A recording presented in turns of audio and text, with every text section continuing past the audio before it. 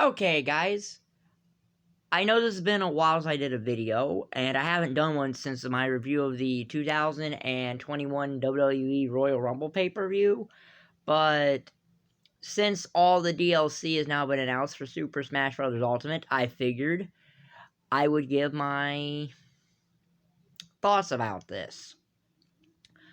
Now, I did not stream my reaction yesterday to the final DLC character, because really, none of them really got a reaction out of me. Well, minus one, minus Sephiroth, but that was not kind. But because I didn't really care about many of those things. Some of them I did, but I'll get into that.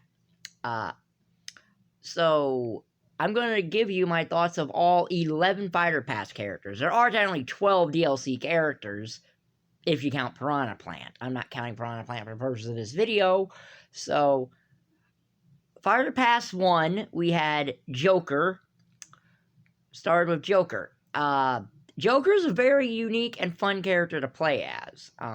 And I didn't really care about Joker at the Game Awards 2018 because I had never played a Persona title. But Joker did make me want to go play Persona 5, and I actually like Persona 5. I haven't been able to play Persona 2 or 3, 3 or 4 yet, but I'm going to try to find those, maybe get them on PS2 if I can, for an American PS2, and play them. But Joker's a really fun character, and yeah. Then there was Hero from Dragon Quest. 4 heroes to be exact. The heroes from Dragon Quest 11, 11, 3, 4, and 8. And he is very complicated. Still fun to play as, but very complicated because you have to keep an eye on on Hero's MP to actually be able to make that work. So I like his critical hit function, and which is random and all that. It was to promote Dragon Quest coming to the Switch, but most DLC coming to Smash is, promoting something. But very fun characters, Hero.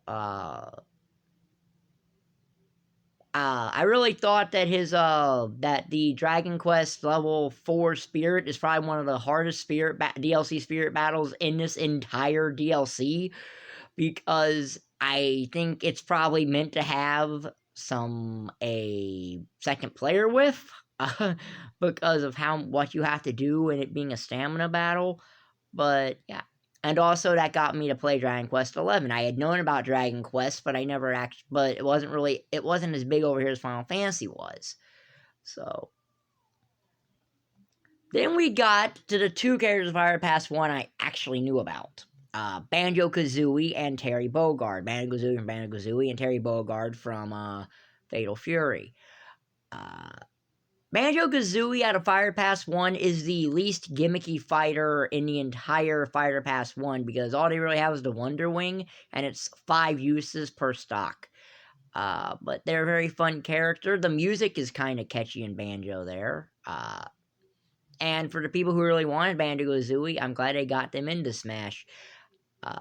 And just for a disclaimer, Smash On was my first Smash game. I had always wanted to play Smash. I'd always wanted to play Smash Brothers, but I really didn't have a lot of Nintendo consoles growing up, because I only really could pick one and not the other, because that's the way my parents were. I was allowed to have one game system, maybe not another one. So I ended up going with Sony consoles, but I have played on Nintendo consoles. I've had Super Nintendo, I've had Super Nintendo, and I've had a regular NES, but I never got like an N64 past that. But I have always wanted to play Smash, and I played Smash Ultimate, and I understand why it got as popular as it did. Terry Bogard, really interesting to play as. I have a cousin who's really gotten really good with Terry. Maybe not to the point of being able to beat anyone online with Terry, but he can beat me and my other cousins and a friend of ours with Terry all the time. And Fatal Fury is a series that it wasn't for the King of Fighters, because that's the thing. Terry is technically representing King of Fighters. Well, actually, he represents SNK as a whole and not just Fatal Fury. Because the stage is modeled after King of Fighters. All his spirits are... Only 2 of his spirits come directly from Fatal Fury, as far as I know. But, yeah. Fun character. And Fighter Pass 1 ended with a whimper with Byleth. Now, when you have 4 third-party characters that are all big, and in Banjo's case, a requested character, highly requested, and you end with a first-party character from a game that had just come out, 6 or 8 months ago, prior to Smash Ultimate, it feels like a letdown. Now, Byleth himself, or themselves, since you get the male and female Byleth, are actually really good, and they're really fun to play, and they're actually very fun to play with, they're very, very fun to play as, but they are very slow. But they have very good power, and they probably, from what I knew about Fire Emblem, the weapon triangle, they best solidify that. So, yeah. But, of course, before Byleth, we found out the announcement of Fighter Pass 2. Which, looking back at who the final character was, might have always been the plan, and Nintendo just wanted to keep it a secret. But Fighter Pass 2 started with Min Min from ARMS. I didn't care about Min Min because, 1, I didn't play ARMS, and 2, when she dropped, Min Min is honestly the hardest character I can play with. I can, but she's really hard, and I don't really think she's that good as a character. But at least that gave an expectation that we're going to be first-party characters in this Fighter Pass. So at least they did that to at least give the expectation, okay, we are going to get first-party characters. So that way, when you get a first-party, you're not angry. So then, due to the pandemic and everything, which, by the way, the second Fighter Pass had to be made directly and remotely from home, which for the character that was after Min Min was probably a very hard thing to do, because that was Steve from Minecraft along with Alex, Zombie, and Enderman. And they had to make every stage, they had to rework every stage for Steve's craft mining mechanic. And Steve's actually a really fun character if you can figure him out. It is like playing Minecraft, but again, Steve didn't get a reaction out of me. I have never played Minecraft. I know how big Minecraft is, and I was not going to take away from Minecraft being in Smash Brothers. It deserves it, because I knew how big it was. So, yeah. And you got 4 characters in one there, even though only 2 of them are fighter spirits. So, and that was the first internet-breaking moment that the Fighter Passes had. I mean, some of the other ones might have, Joker might have, I don't really know. But I do know that Steve crashed the Nintendo eShop Nintendo eShop went down after Steve was released, I know that. But I actually enjoy playing with Steve when I play as him, he's really fun. So then our third character was announced at the last year's Game Awards, was Sephiroth from Final Fantasy VII, the only character that I had any kind of a reaction to. And it wasn't even a really massive reaction, but I reacted in the fact because I knew that we were going to finally get more Final Fantasy music in Smash, instead of only the 2 tracks that came with Cloud. And Sephiroth is, well, he's what you expect him to be. Long sword, gigantic magic attack, and stuff like that. But he is fun to play with. He is fun to play as, and everything else. So, I was fine with Sephiroth. And again, I would have been happy, but, okay. So then, our 4th character in Fighter Pass 2, the third to last one, was Pyra and Mythra from Xenoblade Chronicles 2, which, again, I had never played Xenoblade Chronicles. Now, I always wanted to play Xenoblade Chronicles 1, but I didn't have a Wii. I had a Wii, but I gave my Wii away or something happened to it, so I never really got to play Xenoblade Chronicles. I always wanted to, but so I bought the Definitive Collection on the Switch shortly after Pyramorpher got released to Smash. And they're essentially two characters. They're essentially two separate characters, but instead of taking up 2 slots, they're 1 slot. But they are 2 characters with completely different movesets, so they are 2 different play styles. It's very similar to what Zelda and Sheik used to have before they were separated in Smash Brawl for the Wii. Or was it? It was Smash 4 that they were that Zelda and Sheik were separated. Excuse me.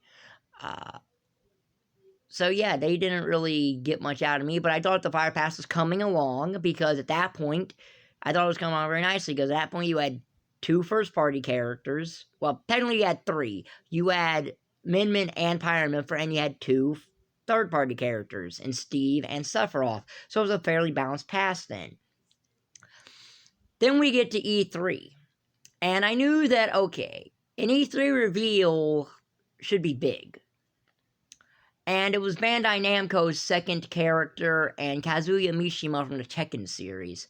Now, I played Tekken. I have had some Tekken games. I'm not a big Tekken guy. But I do at least know about the Mishima family and how they pretty much are the faces of Tekken. So I thought this was big because that means that each fighter pass had a fighting game rep in it. And Bandai Namco, who helped make Super Smash Bros. Ultimate, got its second character finally. And Kazuha, if you get really good with him, can be quite the powerhouse too. I have a cousin who's really good with him. Not as good as he is with King Dedede, but he's really good with him. But then we came to yesterday, October the 5th, the final Smash Bros. Character. And I went in with a very low expectation because that's the best way to do anything, is if you go with low expectations, then either your expectations are met or you exceed them. But I was not But what the final character that we got yesterday was kind of a very fitting way to end Smash Ultimate's DLC. And for verification, there's only 2 characters I actually ever wanted. I would have been satisfied with whoever Nintendo gave me for this fighter pass because of the fact that I was just glad they gave an extra unplanned fighter pass, which might have been planned, but I was just glad that they gave an extra one. So, well, the only one I really went a little bit angry about was Jonesy from Fortnite, just because I don't really play Fortnite. I don't really care about Fortnite for that matter. But I would have been happy for people who wanted Jonesy in. And I'm fine with Fortnite getting spirits in Smash. I just don't want Jonesy as a fighter or anything like that. But the 2 characters I really wanted, one got in and one didn't. And I'm not even angry at the one that didn't, because I got the other one. That was Crash Bandicoot and Sora from Kingdom Hearts, and wouldn't you know that the final Smash Bros. Character in Fighter Pass 2, for releasing on October the 18th, is Sora from Kingdom Hearts. Now I'm going to go into why I wanted both these characters. Crash Bandicoot I wanted for very nostalgic reasons. Crash Bandicoot was the only video game franchise and only video game series that my dad played with me, and my dad died in 2002. So I have very nostalgic memories of that, and that for me would have been something great. Sora is from what has become my all-time favorite video game franchise. It overtook Sonic the Hedgehog, and that's because Sonic the Hedgehog doesn't know how to tell a story. Story's not a strong suit, and while I admit that the Kingdom Hearts lore and that the Kingdom Hearts story is very hard to follow, it's very intriguing, and they actually do a very good job at pacing it. It just became far too complicated and is full of plot holes because it was not ever meant to be a series. But the fact that Super Smash Bros. Is ending its DLC, that Ultimate is ending its DLC on what we found out was the most requested character on the Smash 4 ballot worldwide is a perfect way to end Smash Bros. Ultimate, and Sora is the one character that I lost everything over, because I legitimately cared about that. Because I knew that that would be a massive hurdle. I did not think it was impossible, because Disney loves money, and anything to make Disney extra money, Disney will do.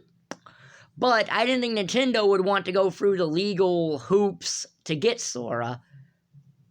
But Nintendo did, or specifically Sakurai did, and it's the most perfect way to end, and I couldn't be happier that Sora's in Smash, honestly. And am I disappointed there's only 9 songs?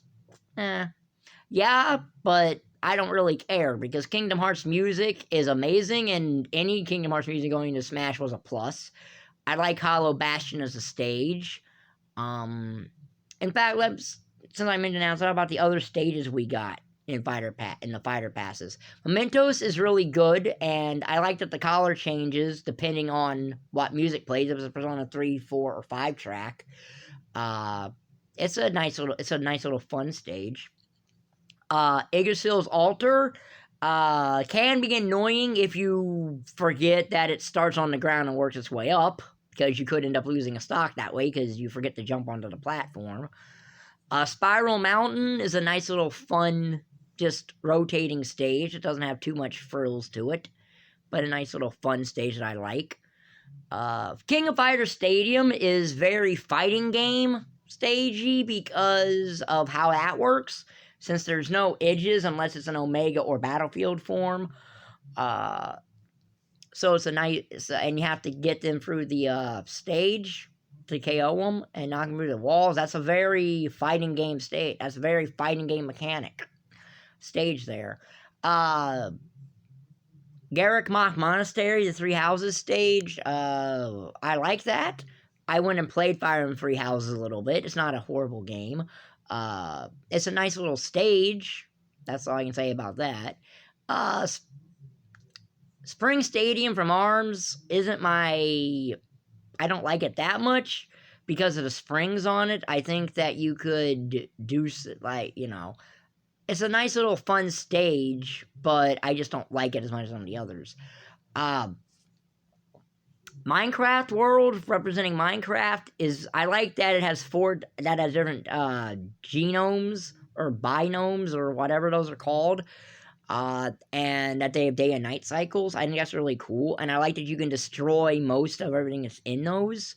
So I really like that stage. Northern Cave from Final Fantasy VII. Well, that was a perfect stage to bring for Sephiroth in the first place, because of the fact that's where you fight Sephiroth at in Final Fantasy VII. So it was a perfect stage for Sephiroth. Him bringing anything else with him would have been kind of out of place. But it's a very simplistic stage. It's this platform, and it's just one platform with like 3 smaller platforms on top. Cloud Sea of Alrest. I like that it's